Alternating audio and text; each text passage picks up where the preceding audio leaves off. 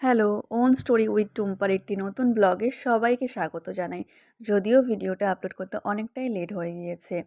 সবাই বুঝতেই পেরে গিয়েছো এবছরে সরস্বতী পুজোর কিছু বিশেষ মুহূর্ত তোমাদের সাথে শেয়ার করছি। এবারে সরস্বতী দুদিন পড়েছিল, 2nd অ্যান্ড 3rd ফেব্রুয়ারি। তো আমাদের স্কুলে হবে 3rd ফেব্রুয়ারি। তো তার আগের দিন রাত্রেবেলা অর্থাৎ 2nd ফেব্রুয়ারি আমরা এসে আলপনা দেওয়া থেকে শুরু করে যে ডেকোরেশন থাকে সেগুলোই করছিলাম।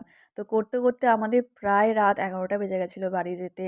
তো যদিও পুজোর কাজ ভালোই লাগে, তেমন কোনো সমস্যা হয়নি। তো আমরা দুজনাই এসেছিলাম এবং তার সাথে আমাদের একটা বোনও এসেছিলো, তো ও হেল্প করেছে অনেকটা কাজে। তো এইভাবে ধীরে ধীরে আলপনা দেওয়া চলছিল এবং তারপরে আমাদের ঠাকুর চলে এসেছিলো, মা সরস্বতী।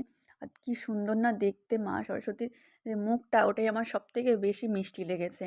এরপরে যে সাদা সাদা শাড়ির উপরে যে সাজ, আমার সবসময় মানে ছাঁচের এক ধরনের ঠাকুর পাওয়া যায় সেটা নয়, আমার এরকম মাটির পুরো যে মূর্তি সেটাই সবথেকে বেশি ভালো লাগে। এটা হচ্ছে তার পরের দিন অর্থাৎ পুজোর দিন আমি ফল কাটছিলাম এবং আমাদের স্কুলের সমস্ত স্টুডেন্ট থেকে স্টুডেন্টের গার্জেন সবাই চলে এসেছিলো।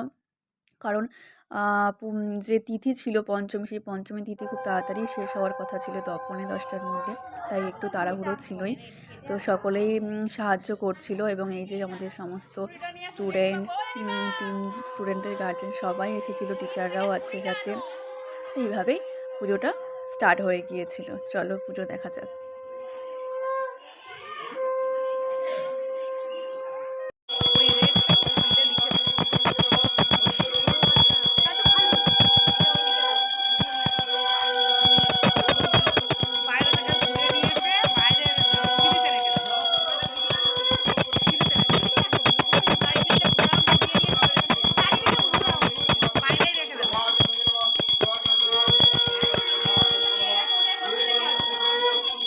এবারে আমাদের পুজোও কমপ্লিট হয়ে গিয়েছিল এবং সবশেষে ভোগ বিতরণ ছিল।